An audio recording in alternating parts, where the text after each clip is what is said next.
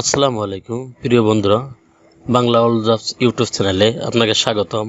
আজকের ভিডিওতে আমরা জানাবো দেশের জনপ্রিয় NGO society for young aid এনজিওতে নিয়োগ বিজ্ঞপ্তি প্রকাশিত হয়েছে। নিয়োগ বিজ্ঞপ্তিটি প্রকাশ করেছে bdjobs.com সাইটে। এই এনজিওতে আজ আমরা জানাবো কিভাবে আবেদন করবেন, কত টাকা বেতন পাবেন, শিক্ষাগত যোগ্যতা কি, অন্যান্য সমস্ত বিষয়। চলুন তাহলে দেরি না করে শুরু করি আজকে ভিডিওর বিস্তারিত। Society for young aid SFOI field officer ঋণ কার্যক্রম পদে নিয়োগটি প্রকাশিত হয়েছে। এখানে ভ্যাকেন্সি 20 জনের কথা উল্লেখ করা হয়েছে, অর্থাৎ লোক নিয়োগ করা হবে 20 জন।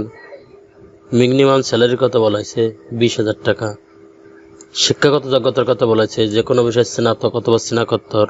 এখানে অভিজ্ঞতার প্রয়োজন নেই, আপনারা অভিজ্ঞতা ছাড়া আবেদন করতে পারবেন। এডিশনাল রিকোয়ারমেন্ট বয়স 20 থেকে 35 বছরের ভিতরে হতে হবে।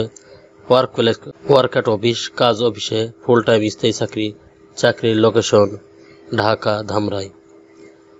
চাকরির সংস্থার চাকরিতে মনোনীত হলে নিকটতম আত্মীয়তে একজন ব্যক্তি জামিনদার হলফনামা দিতে হবে এবং প্রার্থীকে বাজার ভিত্তিক প্রত্যন্ত গ্রামাঞ্চলে কাজ করা মন মানসিকতা থাকতে হবে।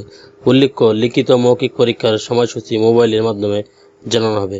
দ্রুততম সময়ের মধ্যে নিয়োগ প্রক্রিয়া সম্পন্ন হবে। চাকরি পাওয়ার ক্ষেত্রে যে কোনো সুপারিশ প্রার্থী অযোগ্য হিসেবে বিবেচিত হবে। আপনার সিভি ইমেল করতে পারেন। আবেদন করার জন্য আপনার সিভি ইমেল করার ঠিকানা SFOIA@BDORG@yahoo@gmail.com। আমি আবারও বলছি, আপনার সিভি পাঠানোর ঠিকানা SFOIA@BDORG@yahoo@gmail.com।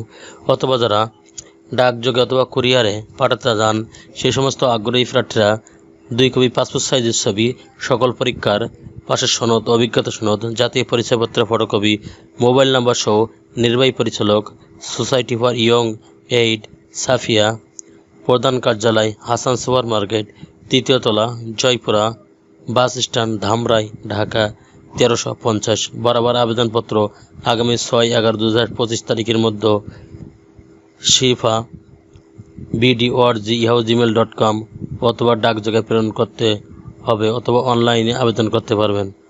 চ্যানেলটি ভালো লাগলে সাবস্ক্রাইব করে সঙ্গে থাকুন নতুন নতুন চাকরি খবর সবার আগে আপনার ইউটিউব চ্যানেলে পাওয়ার জন্য। আর যারা অলরেডি সাবস্ক্রাইব করে রেখেছেন তাদেরকে অসংখ্য ধন্যবাদ। আল্লাহ হাফেজ।